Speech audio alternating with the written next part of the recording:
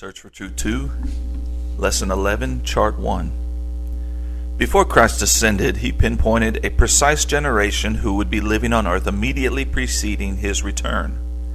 By examining these accumulated prophetic events, we can clearly define whether our generation will be the welcoming committee for the King of Kings and the Lord of Lords. Signs of the end. Christ's disciples came to him one day with a probing question in Matthew 24:3. Tell us, when shall these things be, and what shall be the sign of thy coming and of the end of the world?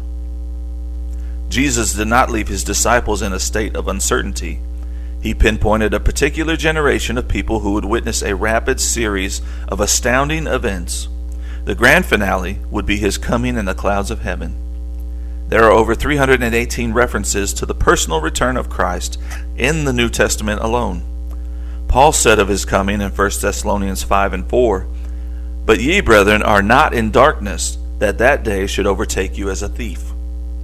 By examining these signs, we may accurately determine whether ours is the last generation.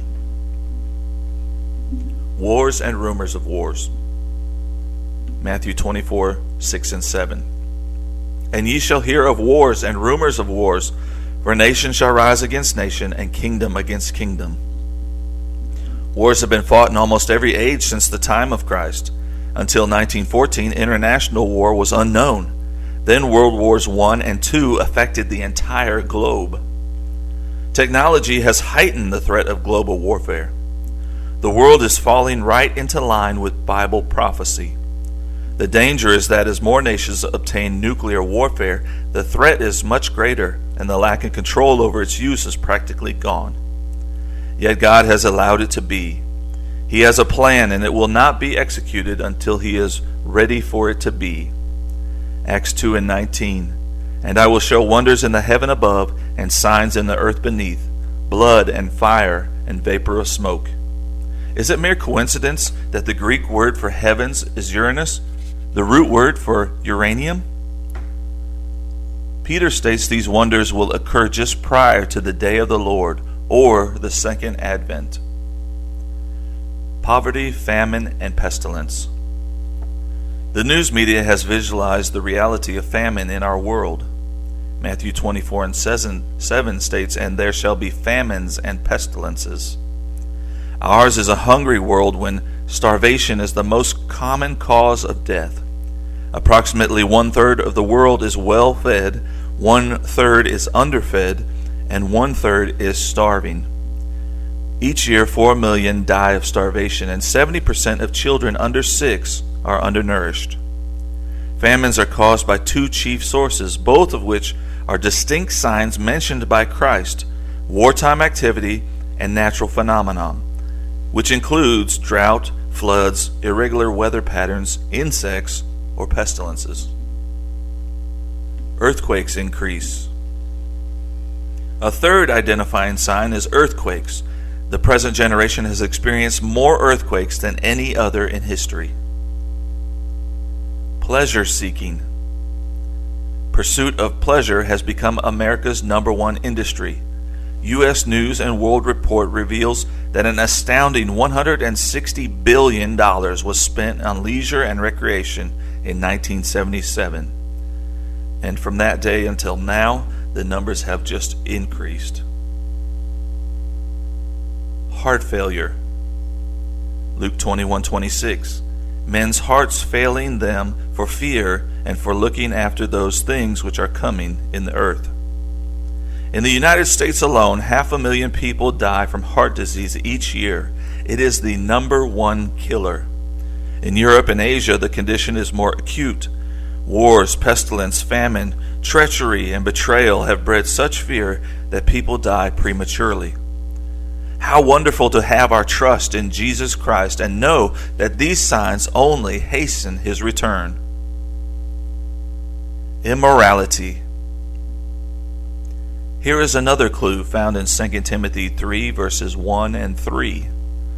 This know also, that in the last days perilous times shall come, for men shall be lovers of their own selves, without natural affection. In Noah's day of unrestrained wickedness and immorality, every imagination and thought was continually evil. See Genesis 6:5. Lot lived in Sodom, a city plagued by homosexuality, or sodomy. See Genesis 19:5. Webster defines sodomy as unnatural sexual intercourse. With homosexuality and perversion flourishing as it is in our nation and world, Jesus must have referred to our generation. Having been exploited across America, homosexuality is now accepted by many as normal, an alternate lifestyle, but God brought swift judgment upon Sodom when this sin prevailed. Knowledge increases.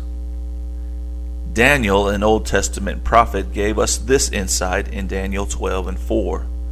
But thou, O Daniel, shut up the words and seal the book even to the time of the end. Many shall run to and fro, and knowledge shall be increased. Two signs are mentioned here, an increase in human knowledge and in travel. During the last century, technology and its advances produced the inventions enjoyed today. Our grandfathers traveled in carriages similar to those of Pharaoh's day 3,500 years ago. Contrast for a moment previous centuries with the miracles of our day. Man fought with swords, bows, and arrows for 3,500 years before the invention of gunpowder. But our generation has developed weapons capable of destroying entire populations of the earth. Horses provided transportation until the 20th century.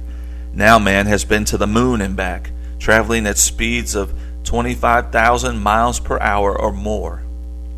Today man's educational knowledge is doubling every 2.5 years. The quest for knowledge goes on at an ever-heightening pace. The travel industry is certainly in agreement with Daniel's prediction.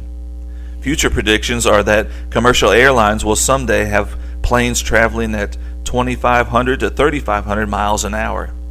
People can live in New York and work in Los Angeles. Can anyone deny the marvels of our century? It concurs precisely with Daniel's prophecy that the end is near.